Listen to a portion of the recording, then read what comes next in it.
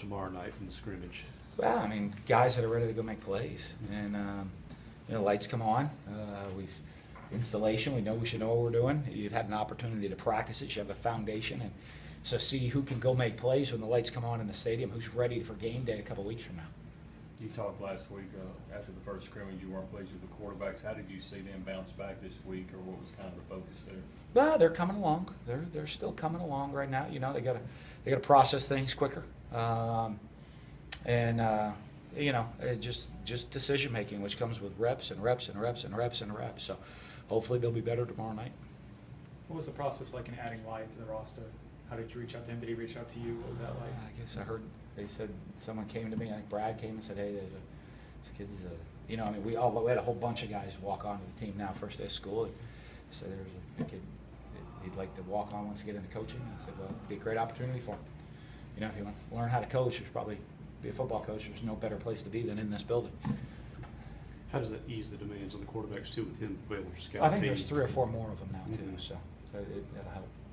Talk about your young kids, obviously having to adjust to going to class now and practice this week. Well, I think it is an adjustment that you get used to because it's a transition.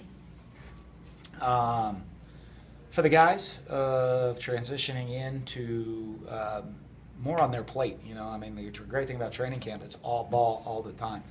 Now balancing the time between class and tutoring and studying and football while you continue to develop is always an adjustment, especially for younger players, and learning how to handle everything. So, but I haven't seen many issues. I think guys have handled the transition pretty well. You mentioned a few weeks ago that number changes is the lowest on your list. What about giving guys scholarships? Where does that rank, like Josiah and Keelan? Yeah, that's a huge deal. If you have the opportunity to give guys scholarships, you have things open.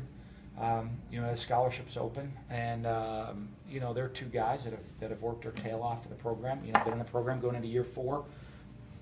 Take care of their business in the classroom. Take care of their business every day at practice. The one never has either of them ever been in my office asking, "Hey, boy, do I get a scholarship?" They just showed up and worked every day. And I think if you show up and you work every single day, good things are going to happen to you in life, and that's what we try to teach all the guys within our program, and it's an example of it happening firsthand. When you look at a guy like Josiah, who homeschooled, never played organized football, what was your reaction when he first, came on the field and really didn't know anything?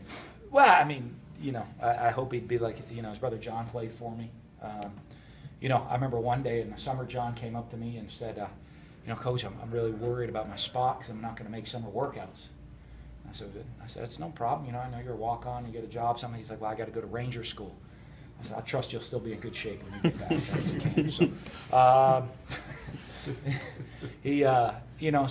I figured we were getting another.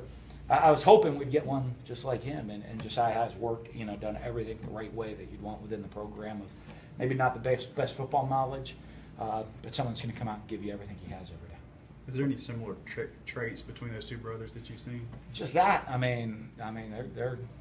They're foxhole guys. They're guys. You got to get in a foxhole. That's who you want with you because they're 100% committed to doing the best they can every day at whatever it is they're doing.